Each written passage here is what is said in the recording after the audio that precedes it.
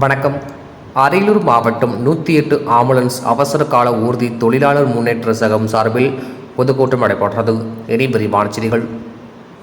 20ஆம் தேதி அன்று அரியலூர் மாவட்டம் ஜெயங்கொண்டத்தில் மாவட்ட நேரடி கலந்தாய்வு கூட்டம் மாவட்ட தலைவர் ஆர். ராஜசேகர் மற்றும் மாவட்ட துணைத் தலைவர் கே. நீலகண்டன் தலைமையில், மாவட்ட செயலாளர் கே. ஹரிகிருஷ்ணன் முன்னிலையில் மாவட்ட பொருளாளர் பாக்யராஜ் சிறப்புரை மற்றும் பொதுக்குழு உறுப்பினர்கள் கலந்து கொண்டனர்.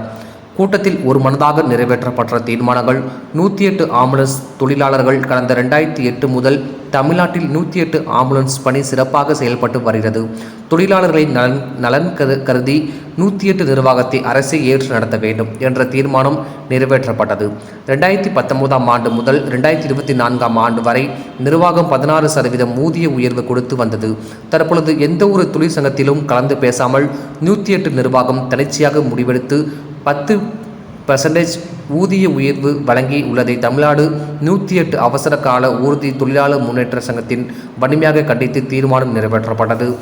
ஒவ்வொரு மாவட்டமும் தீர்மானம் நிறைவேற்றப்பட்டு சுகாதாரத்துறை அமைச்சர் அவர்களிடம் கடிதம் வாயில் அனுப்புவதாக தீர்மானம் நிறைவேற்றப்பட்டது. மாவட்டத்தில் டியூட்டி ரோஸ்ட் போடப்பட்டு பாரபட்சமாக பணி வழங்கப்பட்டுள்ளது. கண்டித்து அனைவருக்கும் முறைப்படி பணி வழங்க வேண்டும் என தீர்மானம் நிறைவேற்றப்பட்டது. இந்த ஆண்டு ஊதிய உயர்வு 30% வழங்க வேண்டும் எனவும், தீபாவளி ஊக்கத்தொகை இரட்டிப்பாக வழங்க வேண்டும். 108 ஊழியர்களின் போதுமான இருப்பிடம், உடல் உபாதைகளை கழிக்க கழிவறை வசதிகள் செய்து தர வேண்டும். பெண் ஊழியர்கள் பாதுகாப்பை கருதியும் வெகு தொலைவில் பெண் ஊழியர்களுக்கு பணி வழங்கக்கூடாது எனவும் தீர்மானம் நிறைவேற்றப்பட்டது. டிஎன் செய்திகளுக்காக அரியலூர் மாவட்ட செய்தியாளர் எஸ். பி. ரவிச்சந்திரன்.